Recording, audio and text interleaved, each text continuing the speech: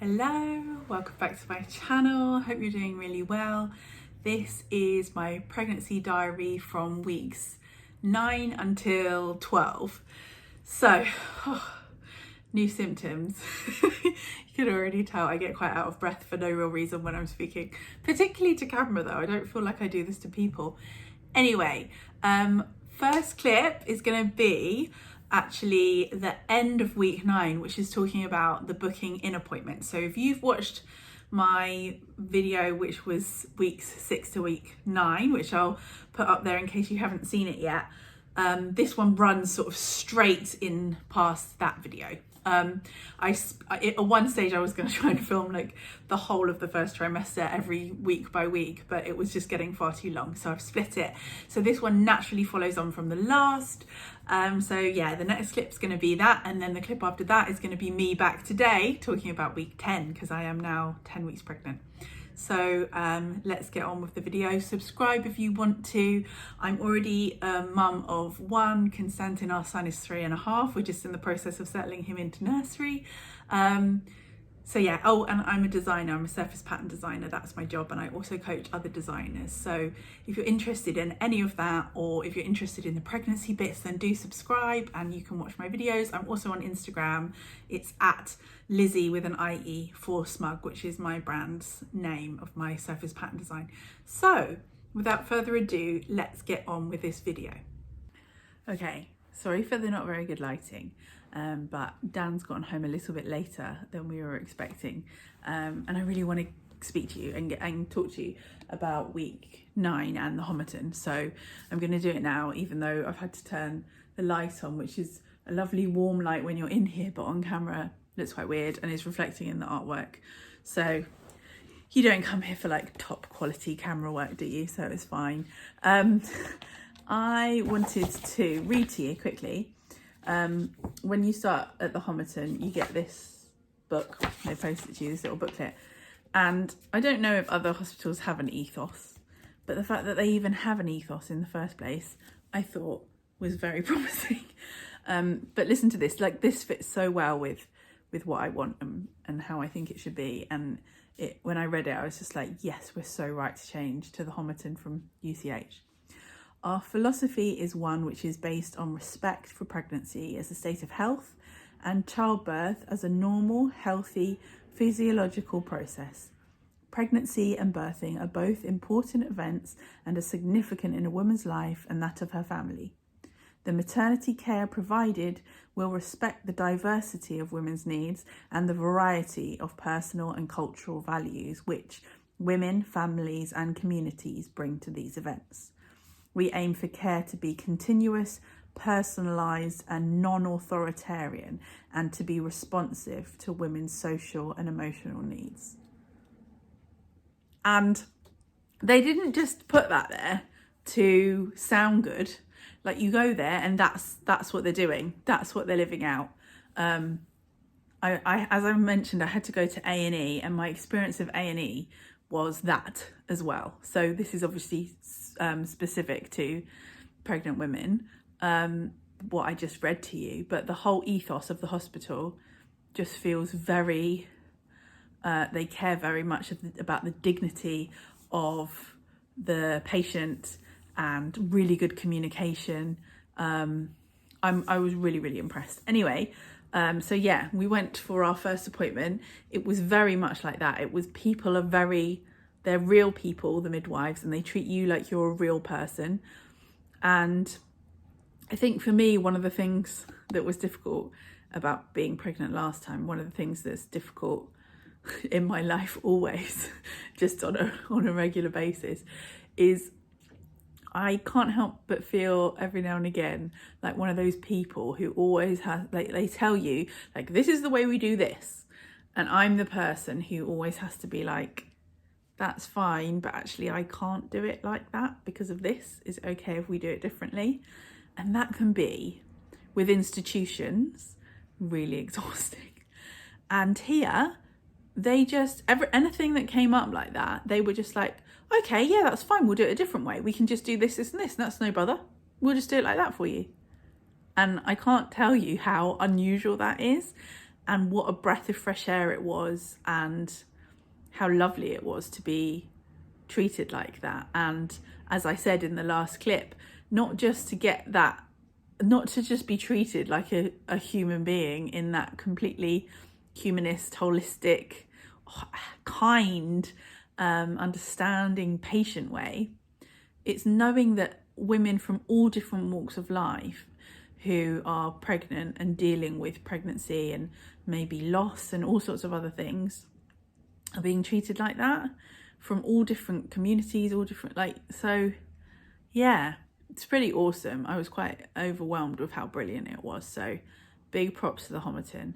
That made me feel really good about stuff. And one of the things that is one of my awkward things that I've mentioned in previous videos, and actually I might have mentioned in this video even nearer the beginning, I get quite lightheaded and faint if I have a lot of blood taken in one go. It's like my body's a bit like, whoa, no, that's too much. This feels weird. I don't mind getting injections. I'm not really scared of needles. I don't mind getting a vaccination. But having blood taken, I get a bit like, ooh, it's all coming out. And in my first pregnancy, I don't know if they've changed the amount of tests that they do, or whether this hospital does it more gradually over the weeks, or whether because it's my second pregnancy, they're not testing for as many things. But last time, I think I have like 12 vials of blood taken. And so we had to do it in smaller chunks. And I explained that. And in the end, we only actually had to have I had to have 4 vials of blood taken. So I just did it and it was fine. And I was really proud of myself. But also really relieved that we didn't have to go back and do it lots of times. Because obviously with a toddler, when you're getting someone to look after you, your toddler can't come into hospital with you at the moment because of COVID and everything, which is completely fair enough. And we probably wouldn't want to take him to these appointments anyway, but he needs to be with mum. So to have to go back and forth and like be like, mum, can you have to stand again so we can, so that felt awesome that was done. We know when our scan is, and they showed us where to go for the scan. We know when our 16-week appointment is, and it just felt really good. I went into it excited because it makes it feel very real, doesn't it, going in and doing that first appointment. But also it sort of like starts the ball rolling. But I was a bit anxious about the bloods, and as well as it being fine because it only had to be 4 vials, it was the way they handled the whole thing. So even when we went into the place where you get your bloods taken, I said, is it okay for my husband to come in? And they said, oh, actually, no, it's just the patient. And I said, oh, right, because I get a bit lightheaded and sometimes I faint when I'm having blood taken. They were like, okay, don't worry. You two just wait there in the waiting room. When the room is emptier and more patients have been seen, we won't call more people in and some members of staff can go, and then you can both come in, and then there's still not too many people in the room. And they're just so quick to just be like, okay, we'll just change that. We'll find a way around it. We'll do it in a way that works. It was lovely. It was like actually genuinely really lovely, because it's not how institutions work normally. It's very, oh no, we don't do it like that. Oh, rah, rah. It's like, you know, someone fixing your car or your boiler or something. So yes, I felt very much like that ethos was very through the whole, all of the veins because of blood work, but of how the hospital worked. And so I hope that's lots of people's experience. I hope it continues to be my experience, but it felt really good. The rest of week 9, I felt much less nauseous in week 9, which was really nice. But unfortunately, I got more anxiety in the evenings. And I think that might just be an overspill from the hand, foot and mouth being really not great for my mental health, like making me feel quite panicky. But I think also just that I'm getting that thing with pregnancy that I didn't last night. I slept all the way through last night. But that thing with pregnancy where you wake up in the night is fine. You just need a wee. But I'm a bit like waking up with a start and then feeling like, oh, I feel a bit panicky. Like, why am I awake? And so I'm meditating a lot. But that's not that nice a feeling. And I don't remember having that with Stan. I have historically, I had a period of time before being pregnant with Stan, one winter, I think 2 winters before Stan maybe, where I did have panic attacks, and I was getting really stressed about it being so dark. And since then I've been taking vitamin D, so I must start taking vitamin D again, because that will help now the days are getting shorter. But I haven't really had many experiences like that, and so the hand, foot and mouth thing sort of triggered it, and now I'm a little bit anxious that somehow that's going to now be a part of my pregnancy experience, like a theme through it.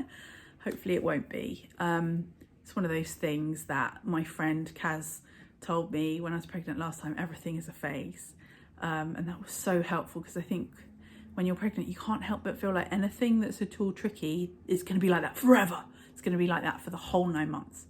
And it isn't like that. It's never like that. And it's not like that once you've got a kid either. Like with your baby and your toddler and your child, everything's a phase as well. So it's a good rule for life. But yeah, meditation, moving my body. Today I felt really, really good. This is the beginning of week 10. And so I'll talk more about week 10 once we're further along. But so far, I think yesterday was the first day of week 10. And I'm feeling really, really good. I had a lovely day with Stan today. We walked loads. We went to Victoria Park. We went to a cafe. We did all sorts, and it's feeling more like I'm healthier and better that I can do it. But he's grown up enough that he's really good at being on the bus, going to a cafe, all of those things that actually when he was a bit younger and he didn't have much practice because of COVID and lockdown, it could be a bit stressful being with him in a restaurant or a cafe or something, and a bit sort of like, not just like, still probably worth it, but a bit of an effort. Whereas now he's like a really nice companion. Like we just went out and did a day that I really enjoyed, that was completely Stan friendly, so he really enjoyed it too. But it was like going out for a hot chocolate, going to this playground, and going for a big walk and a play in Victoria Park, and walking home along the canal, and like it was all just lovely. And I think because that must mean that I'm feeling much less exhausted and much stronger, and I think that that's a lot to do with, this is the phase, like I think in week 9 your body's really, really busy making the placenta, and it's basically growing an additional organ, so that's a lot of work. That's really tiring.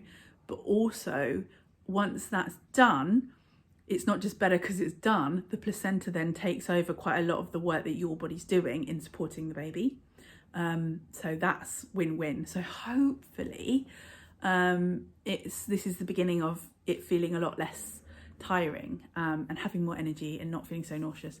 I found that if I just eat all of the time, then I don't get nauseous, which is a bit worrying because I put on a lot of weight during lockdown and I've been trying to lose it, and I lost a fair bit before getting pregnant. But obviously when you're pregnant you're only going to get bigger, and I'm starting a lot bigger than I was before, but you know, it is what it is. I'm trying to be good, but then also lovely stodgy things like cardamom buns really help and they're really tasty and really kind of give me the energy to keep going. So I am hardcore rambling now, because this clip is already 12 minutes long, and I think the rest of the video is probably 12 minutes long. So I'm going to shut up, but this was an important bit to kind of fill you in on the Homerton, also to really be honest about kind of my mental health and some of the anxiety I've been feeling in the evenings, just mostly just this week, and that seems to have gone, but it's kind of okay if it comes back. I've got my coping mechanisms and just trying not to make it feel like too big a deal. Yeah, I'll tell you more about week 10 once that's happened. Okay, so let's talk about week 10. I am feeling so much better.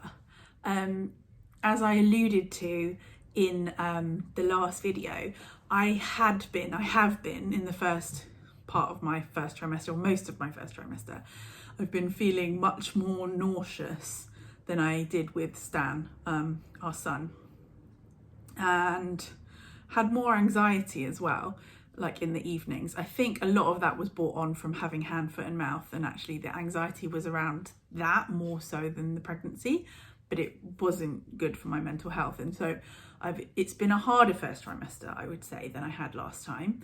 Last time I was sort of just knackered, and that was it really. I was just tired.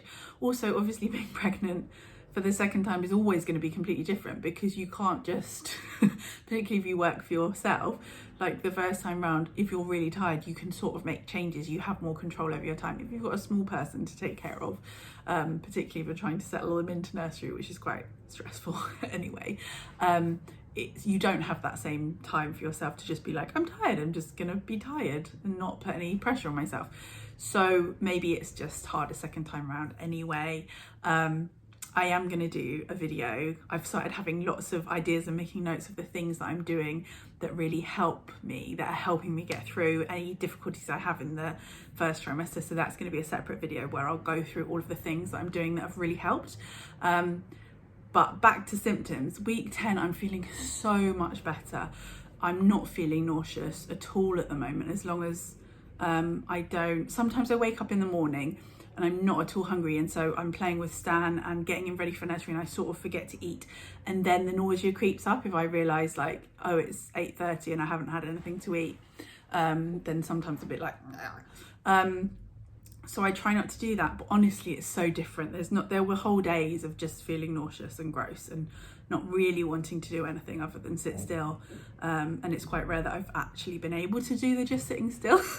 So it's so nice to be in week 10 and it feel different, and I'm not as tired. Like, I'm not religiously going to bed at like 9:30. There will be nights in the week where I have really early nights, like get into bed at 9 and watch some Dawson's Creek or something and then fall asleep. But there are other nights that I've been up till like 11 and that's been fine. So that there's a real marked difference. I have had some new symptoms which are a bit annoying that it's something that comes up a lot when you're reading like the what to expect type things, or if you're signed up to like a pregnancy like app that tells you week by week what might be going on for you. It's something that I haven't been having and now I am, which is annoying, and that's constipation. TMI, but this is a video about pregnancy, so I hope you're already expecting that. So that's the new symptom that's kind of a bit annoying, that but I'm not having as much exhaustion, I'm not having as much nausea, I'm not having any nausea, I'm not really having anxiety, so that feels really good. So all in all, week 10, we like week 10, hoping that week 11 will also be a bit more of a walk in the park. So we'll see. But as I know, and as I've told lots of other people, everything is a phase. So even if I get a symptom that I really don't want, I keep saying like I'm not having the anxiety. Every now and again, I do have anxiety.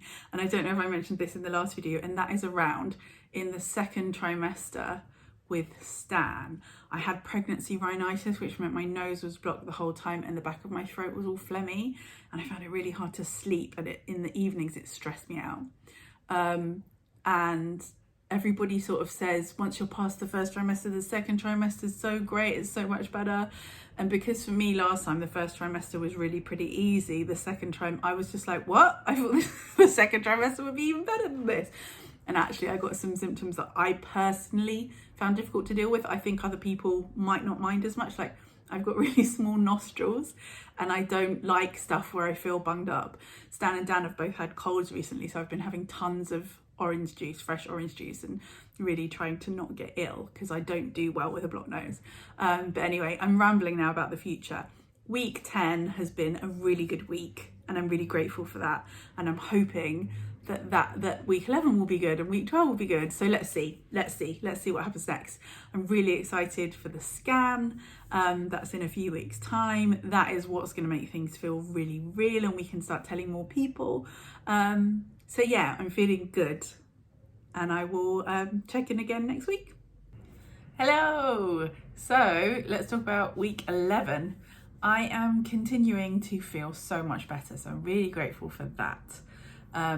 My appetite is now back. I was starting to feel like that in week 10, but I wasn't quite sure if it would go in the right direction. But yeah, now I'm just really enjoying food and looking forward to certain flavors and things like that. Like earlier on in my pregnancy, I had a portion of time where I just didn't really want to eat, but then I had most of the time I could eat and I could keep food down, but I wasn't ever like, oh, I feel like this, or oh, I feel like, I could tell that if I didn't eat, I would feel sick rather than I felt hungry.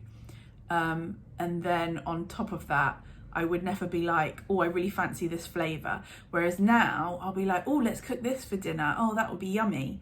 And so that's really nice. Like, I love food. Food is a big part of our lives. So it's really nice to be like enjoying food again. So that is an update for week 11. And then another thing is a symptom that's kind of annoying. I don't know if any of you have ever experienced this if you've been pregnant before. But my hair, I mean, today is not a good example to talk to you about it because I'm on day 3 of hair, and so it's a bit lank and greasy. I normally wash my hair twice a week. So day 3 and 4 is the time that it looks least good.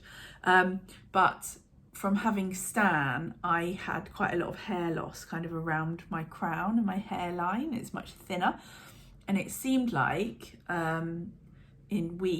towards the end of week 10 and the beginning of week 11, that it was feeling a bit more like thick around here and a bit more like I used to look with how my hair would fall, a bit more lustrous and thick. And that was really exciting. And then it just started falling out again. So it's just gone back to how it was before. And that's annoying because one of the things when you're pregnant is supposed to be have nice thick hair. Like, I've definitely got hairier legs. But yeah. So that's annoying. So I'll keep an eye on that because I started feeling like, oh, my hair is back. Oh, I feel really confident. And then I was brushing my hair and just big chunks were coming out again. I was like, because as far as I understand it, when you're pregnant, your hair isn't in the phase of shedding. So you keep more hair, but then you have a big phase of shedding after birth. So it's not like it's permanent anyway if it gets thicker, but it would have been nice to have a phase where it felt thicker again.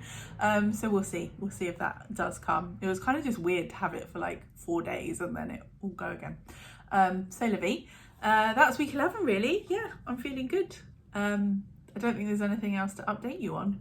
I will talk to you about week 12 very soon. Okay, so week 12, still feeling good. The appetite stuff and the food stuff all feels normal now, so that's really great.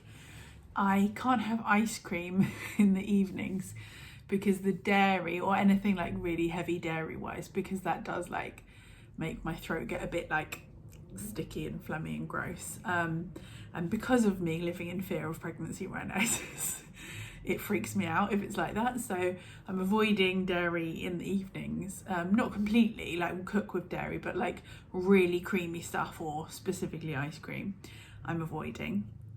But otherwise, like food is really good. Everything's back to normal. I'm eating normally, which is so nice. And enjoying food, which is so nice. And generally, yeah, I'm really good. I would say that there are 3 new random weird symptoms that I'll share with you. Is all fine, but just for the sake of sharing so you have the information. Really vivid dreams now, like really vivid weird dreams where you feel like it must be real life, and that is really, really common, but that's happening now. Hopefully they're not going to get like distressing or upsetting, or at the moment they're just odd. And then also when I wake up in the night, I have really tingly hands. And actually, anytime I'm really still for a while, even like sometimes if I decide to lie down to meditate rather than sit up, I can feel, they don't get tingly, but I can feel the potential of them being tingly, if that makes sense. Like even this hand now like feels a little bit at the beginning of tingly, so that's weird. It's weird, but again, common. And then the other one is I'm starting to get heartburn, which is annoying, and a bit of indigestion. So that thing where just your esophagus isn't doing all the things, because I can't remember what it is. I can't remember if it's a relaxin or something else in your body, but that's just basically loosening everything slightly. That I think I'm right in thinking that there's a sphincter in your throat that stops anything sort of coming back up again and is kind of like a seal. But when you're pregnant, that loosens, and so you can kind of get heartburn where it feels like you can eat certain things and then it like comes up again in your throat a little bit. I've not had a lot of it, but I've had a little bit of it. It's not that fun. I haven't done anything about it yet because it hasn't been that bad, but I've watched other people's videos where they've said that Rennies have been really good and that they've specifically said on the back good for pregnancy, so that means they're safe. Again, like, I'm having slight bouts of sounding out of breath. I'm not particularly feeling out of breath. It's like I said, particularly when I talk to camera, but I don't feel like I'm talking in quite the normal way. Like, I have to draw breath more often. But otherwise, yeah, really good. Looking forward to the bump starting to show slightly. I imagine that'll be earlier than it was last time. I think last time it wasn't until like week 19 or 20 or something. But with the second pregnancy, apparently it's much earlier. So maybe that will happen by like week, I don't know, 14, 15, 16. We'll find out in the next video. So thank you so much for watching. I'll keep doing these. I'll keep updating you. Next video is going to include the scan, which is really exciting, and probably our 16-week midwife appointment as well, because I'll do 13, 14, 15, 16. And then the one after that will include the scan. We are going to find out whether it's a boy or a girl because we like doing that. That's what we did with Stan. So yeah, lots of exciting things to come. Thank you for watching. Hope you found this video helpful, or at least there's a bit of a camaraderie in it if you're pregnant too. Or it's just fascinating because you're interested in pregnancy videos. Either way, thank you so much for watching and speak to you soon.